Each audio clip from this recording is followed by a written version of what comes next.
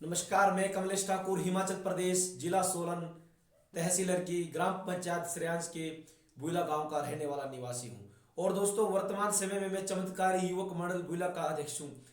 जहां तक बात रही हमारे युवक मंडल की स्थापना की, तो जो हमारे इस युवक मंडल की स्थापना थी वो 1995 में कर दी गई थी।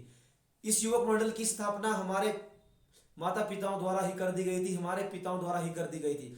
लेकिन जब देखा गया कि उनका कार्यकाल समाप्त हो गया, तो हमने इस बात को ध्यान में रखते हुए 2 महीने पूर्व अपने मंडल की पुनः नई कार्यकारिणी गठित की, और जिसमें मुझे अध्यक्ष पद का दारोमदार सौंपा गया।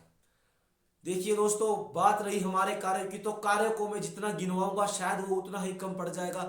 दोस्तों, बात हो जब पूरा विश्व कोरोना नामक महामारी से जूझ रहा था, तब हमारे ही इस युवक मंडल ने गांव गांव में जाकर मास्क वितरण किया, गांव गांव में जाकर सैनिटाइज किया गांवों को।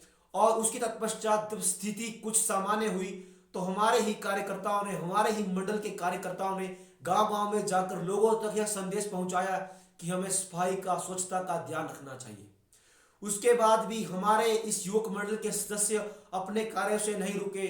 और दोस्तों, बहुत ही गर्व की बात थी कि उसके बाद हमने 7 दिवसीय स्वच्छता शिविर की शुरुआत कर दी।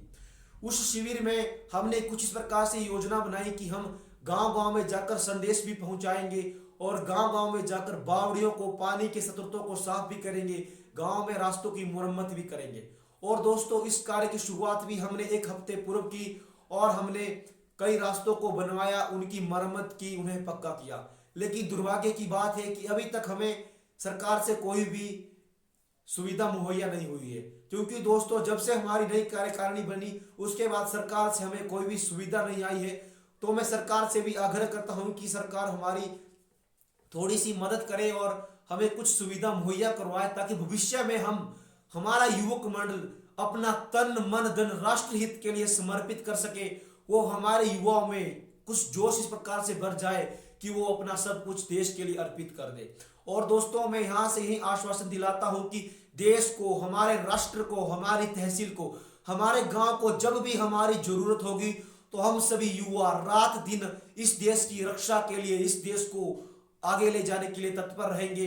लेकिन इसके लिए सबसे पहले जरूरी है सही व्यवस्था। तो मैं सरकार से उम्मीद करता हूं कि सरकार भविष्य में हमें कोई ना कोई सुविधा जरूर मुहैया करवाएगी, ताकि हम आने वाले समय में अच्छी तरह से योजनाएं बना सके और अच्छे स्वरूप में आने वाले अपने कार्य को कर सके। इन्हीं शब्दों के साथ दोस्तों, मैं आप सबसे अलविदा लेता हूं। धन्यवाद। जय हिंद। जय